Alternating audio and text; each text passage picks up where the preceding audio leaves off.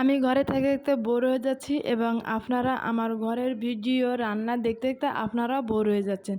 চলেন আমরা আজ বাইরে থেকে ঘুরে আসি। পুরো ভিডিওটা দেখতে হলে আমার সাথে থাকতে হবে। আসসালামু আলাইকুম, সবাই কেমন আছেন? আশা করি সবাই ভালো আছেন। আলহামদুলিল্লাহ, আমিও ভালো। আজ আমি কটন বাটিকের একটা শাড়ি পরেছি। এই শাড়িগুলা পরে খুবই আরামদায়ক।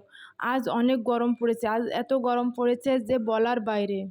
এই গরমে আমি তো ভাবতেছিলাম যে কোন ড্রেসটা পরে আমি বাইরে যাব, তারপর মনে হলো কটন বাটিকের শাড়িটা পরি, খুবই আরাম পাচ্ছি পরে।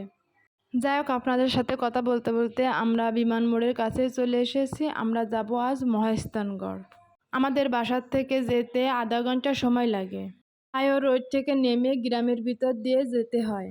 আসলে গ্রামের এই প্রাকৃতিক দৃশ্যগুলো দেখতে খুবই ভালো লাগে। আমরা চার দেয়ালের ভিতর থেকে থেকে বোর হয়ে যাই। যেদিন বাইরে বেরোই এই প্রাকৃতিক দৃশ্যগুলো দেখি তখন একেবারে মন প্রাণ জুড়ে যায়। এখন বিকাল 5টা বাজে, তারপরও বাইরের ওয়েদারটা দেখেন কি রোদ্দুর।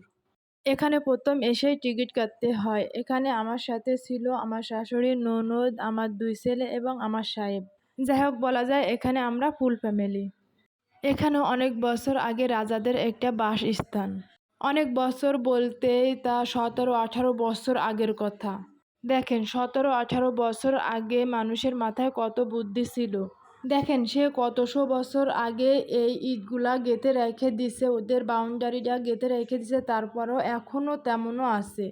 আর আমাদের এখনকার মানুষরা বিল্ডিং করে বেশি হলে মনে করেন 70 থেকে 80 বছর, বেশি হলে 100 বছরে বিল্ডিং থাকে। এরপরে ইট নষ্ট হয়ে যায়, বালুগুলো নষ্ট হয়ে যায়, বিল্ডিংগুলো 100 বছরের বেশি থাকে না।